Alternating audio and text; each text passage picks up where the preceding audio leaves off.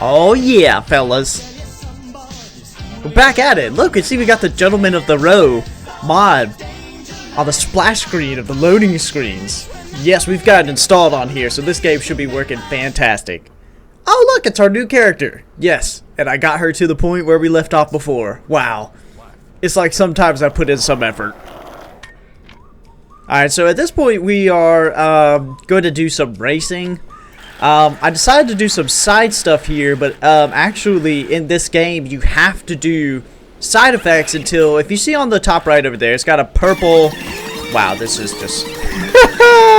Oh lord. The music in this game. I don't care if I get copyright claim. This is some good music that the series has here. Brought me back. But anyway, to finish off what I was saying, you got the health bar, red bar. Stamina bar is the yellow bar, and then the purple bar over there, that is the gang meter, or rep meter, or respect meter, excuse me, something like that. So it has to fill up and get at least to 1 times multiplier in order to get to the next story mission, from what I've gathered in here. So, yes. You'll also notice that everybody's got skateboards. That's part of the mod. I just decided to put that in there because when I did, and I started playing, I started realizing, you know, I know it's kind of cliched, like, it's like Tony Hawk because it's got skateboards in it, but like the way the characters carry it and the character models and the cutscenes and everything, it just reminds me so much of Tony Hawk Underground. Like, this is a continuation of those games. It's just a little more violent with the guns and shooting and killing. So that I like to think of that, and it looks kind of ridiculous, but I like it, so we're gonna keep them in, even if it breaks the immersion and everything. Right here, I'm just doing one of the racing side quests. I have a terrible car, but I take enough side streets to be able to get to the first place. So the thing here is that I've done this about 4 to 5 times due to the amount of crashes and everything with the PC port. Oh my gosh, it's terrible. Speaking of which, if you are looking to play this game on the PC, I have heard that the I put it in the description of the first video, but Good Old Games, GOG, GOG.com, they seem to, their version of the game, I think it was released a little bit afterwards of the Steam version, and apparently it works a lot better. It's a lot more stable. I'm not sure why the Steam version hasn't reflected that yet, but even on the GOG version, people are still recommending using Gentleman of the Row mod to be able to fix a lot of stuff, and they have customization options, so that is something that's still recommended. And as you can see, even with the mod on here, we're still having some issues with the frame rate and stuff.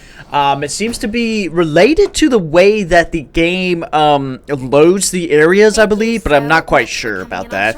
That's just what people say online, and half the time they're idiots. I'm not gonna lie about that. Casting director's assistant. Right. So here's the thing. After like 2 years of doing laundry for my boss, he finally allowed me to cast tonight's episode of Fuzz. Still confused. Right. Well, the officer that agreed to let us film them ended up getting sent to the hospital, so I kind of need a last-minute replacement. I saw your mugshot on the news, and you're a perfect match. So you want me to pretend to be a cop on national TV? All you have to do is drive around and give us some good footage. Like good footage making arrests, or good footage knocking a shirtless guy into a kiddie pool? Miranda doesn't make for good TV. Yeah, I can help. Okay, so as you can see here, this is where we start to see a different tone within the series, a lot more lighthearted, and more of a jackass type of, I don't want to say mentality, but presentation to a lot of the stunts and everything. So the first game had some tonal problems, which we'll even get into that just a little bit here.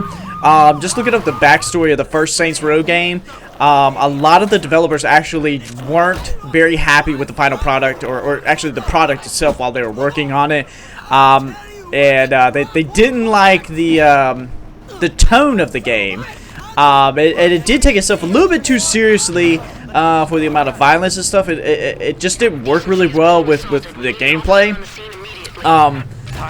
Personally, though, I loved it. I loved the game, and I loved everything about it. It's got a warm place in my nostalgia heart for the first game, but a lot of people feel the same way about the second game, and the tone change it did the series a lot of favors, and it helped separate it a lot. So the second game actually was semi-competing with GTA 4, and apparently sold fairly close to it. It competed at least, so that's very surprising. That shows the strength of the series at that point. Right here, we're gonna see our character doing some wacky stuff. I don't even know. I just whacked my own officer there with the bat. I will say this is quite fun, but it's just unfortunate that the controls kind of just put it down a little bit. Not that they're god-awful, but they do hinder a lot of the experience in this game, which I feel like the third one does a lot better with the controls. 9 times out of 10, I'll take controls over anything else. Just making sure that the controls and that the performance works well, as opposed to presentation or anything else. So this game does not hit those marks, and that's why it's just annoying. Basically, obviously, with the side mission, we're just trying to get some publicity for the show, giving them some good footage here. Good God, he almost got his head run over by that RV. Oh, my Lord. And looks like we got it done, so nice job. Yeah. So you see here, we finished the side quest thing, and we got our 1 times multiplier. So that means we can go ahead. Oh, and also, as you can see here, the button prompts are corrected now to the controller for the Xbox 360 controller. That was also a feature in the mod, which I greatly appreciated, because that's going to help us a lot in the near future here, when it's going to do some button prompts. So yes, I'm very happy for that. We do get a call, I believe it said from Gat right there, Johnny Gat. So we're starting our next mission over here. This will be a story mission now, so as you see, just heading back to the old place, and I found me a cool car, Raycaster. I love this thing, apparently. Gives us some good speed, so I decided I'm going to add that to my car collection here, so we're going to put that in the garage. Yeah. Alright, now we start the mission. So I'm going to let the cutscene play out here.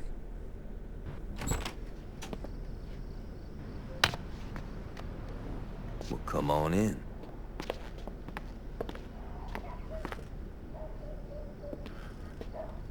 You want a beer? Yeah, that'd be great.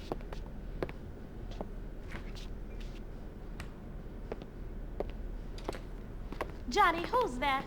Yo, come to the living room and find out. Johnny, I don't care if you just broke out of jail. You do not mess with my furniture. Oh my God, it's you. Surprised, Aisha? What, that you're here? Or that you're talking? Pick one.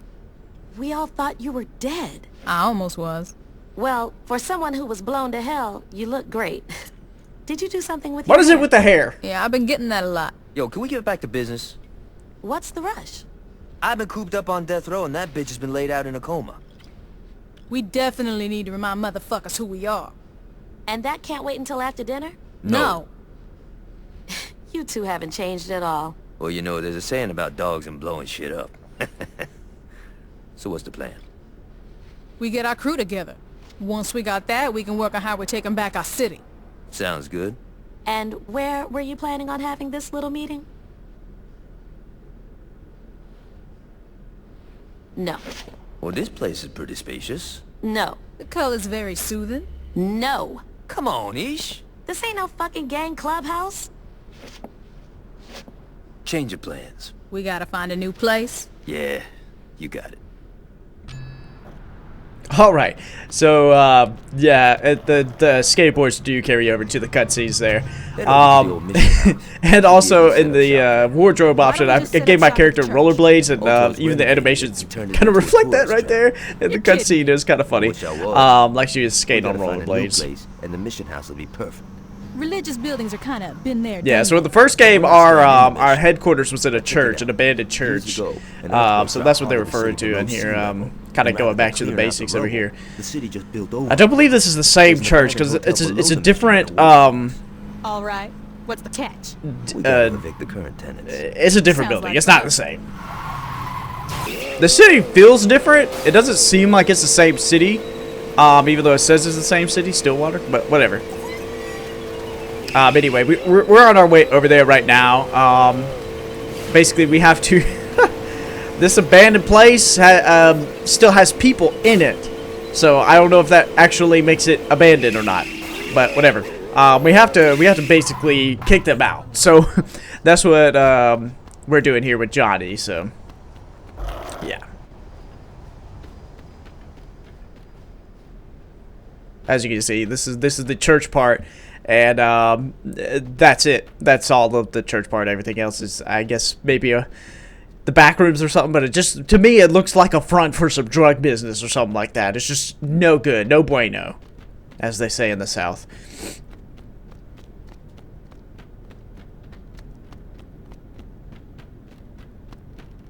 And here comes the good part. So now it opens up, and you got, God, I don't know, how, this is such an expansive place, but whatever, I'm not even gonna get into that. It's just video game logic right there. So there's this huge area, open area, and there's not just this, there's more to it than this. It's crazy. But yeah, this is the start of our gunplay, introducing the gunplay antics of this game. So basically, we gotta kill everybody. We're still sadistic motherfuckers, so we gotta kill everybody. This is crazy. They got their hands up. I just shot that guy. He had his hands up. Well, he was walking in front of me, so that was his fault. But still, these people have no chance. No chance. Also, there's a tree growing down here, apparently. No, that's just, I guess this is just kudzu on a column right there. But wow, this place has been abandoned for a long time. I mean, this stuff has been growing. I don't even know how. Are these people watering it? Like, what is all this stuff around here? I don't know. These stairs don't even look safe. So right here, we got the tagging portion of the game. This is a feature in the game. I'm not sure if this was in the first game or not, but it won't let you do it if there's enemies around. So we gotta eliminate the enemies before we do any tagging. And then we'll show that later on here. Just trying to get used to shooting and the controls. I kept switching between the third and second game, so the controls are a little bit opposites for some of the control things, like zooming in and something else, I believe. Oh, sprinting. Yes, sprinting a grenade button. So if you see me throw grenades on accident, it's me trying to sprint and I accidentally do it. Although I don't think it happens with this game. I think it happens in the third game. So here I am trying to tag, and I'm like, oh, this looks so good with the square corner designs. But you fail the tag if you don't stay within the lines. It's like a coloring book. You gotta stay in the lines, buddy. Okay, you can't go outside the lines. So we gotta be real careful here. And then when you run out of ink, you gotta shake the can by shaking the right thumbstick. I didn't know this at the time, but apparently while looking over the footage here, you get notoriety with the cops and also with the gang if it's in a gang's territory. So I believe at some point here, yeah, right here, I can just complete it by pressing Y. I don't have to keep going, but I don't realize that. This is my first tagging, and I want it to look real good, so I complete that bad boy, and it looks amazing. So we earn respect that way, and there's about 50 of them apparently from what it says. So that's a cool little collectible hidden thing. I fall through the floor here. So that's something that you could go and get some respect for while having an impact on the town. You get your little spray down on there. So now we're in a completely different part of this little underground shenanigan thing, and this part I try to throw the guy, shoot him in the air, but I don't have enough time. I was like, oh, that's so awesome. But I don't know how to do it because the controls are a little weird. When you press LB, I try and tag it and I can't do it now. I'm an idiot. But when you push the left bumper to grab them, if you just push it and don't hold it, you'll just throw them. And right here, I'm trying to like shoot the shanties down because it says destroy the shanties, but I can't do it. What the game wants you to do is to throw throw these homeless people that live in the shanties into their shanties to break them, which is hilarious. So I'm not sure how to hold them, so I try and position myself. Oh my god, that's hilarious right there. He gets stuck on the thing. I try and position myself because you basically got to have them have their back to the shanty to throw them in there if you're doing it the way I'm doing it, which is terrible and stupid. I think I eventually figure it out here. So that's why I can't, like, I'm having trouble figuring this out, apparently. Oh, and then he hits the column, and I'm just pissed at this point. So here we go. I try and reposition him with the thumbstick, but I can't. And I hit Johnny Gat. So at some point here, I think I figured it out that if I hold, here it is. Yeah, so now it tells me if I hold it, I can position them and then throw them the way I want to. So now I figured it out. I'm like, okay, I got it now. So now we get through the thing. And you can even sprint while holding them, but I don't figure that out till just a little bit later. Now it tells me you can destroy shanties by throwing enemies into it. So that's great. Great timing. Thank you, game. And we got one more here, so nice. And I think right there I just showed you can sprint while holding them as a human shield. So now we just got kill the bums, it says. We're God almighty. Yeah, the tone is so much better in this game. While you're killing bums. You're killing bums. Even the enemies have skateboards in this game. It's funny. If the mod is breaking the experience, please let me know. But I think it's hilarious to me. Just seeing it. So, what you think? It's kind of a shithole. True that.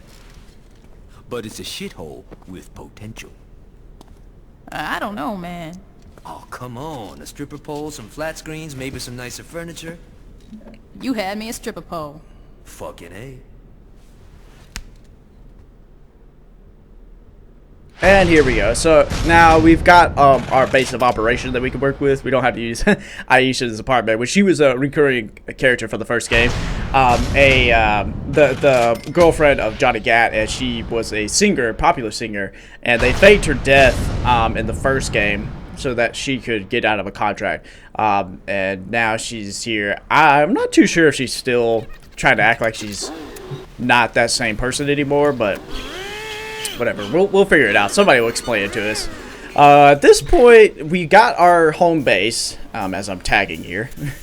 And you see right in the bottom left, the indication of the notoriety with the gang has gone up by tagging. So we have our home base of operation, and we can now like customize our gang and our gang vehicles and stuff there.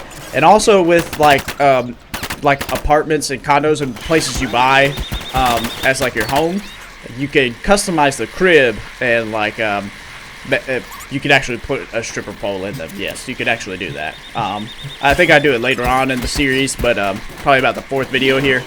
But we'll see that happen, maybe.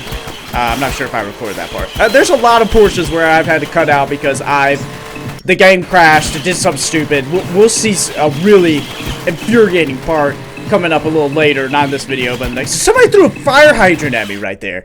What the hell? So like I said, before we can continue with the mission, and this is the most infuriating part, we have to do a side mission. So that's what I'm doing right here, the mayhem portion. You might remember this if you played the 3rd one and you haven't played the 2nd one. Same kind of thing. You're causing mayhem and destruction, except this time, I think in the 3rd game, they just go ahead and give you like the tank to go ahead and do it, and it's more fun. And this one, it seems like we're just, going around in the car, dude, and I completely demolished it right there. So I got the 1st level complete. So we have enough stuff to get to the next story mission. But I go ahead and do the 2nd level because I'm like, well, I might as well stack these up so I can do like a couple missions in a row, right?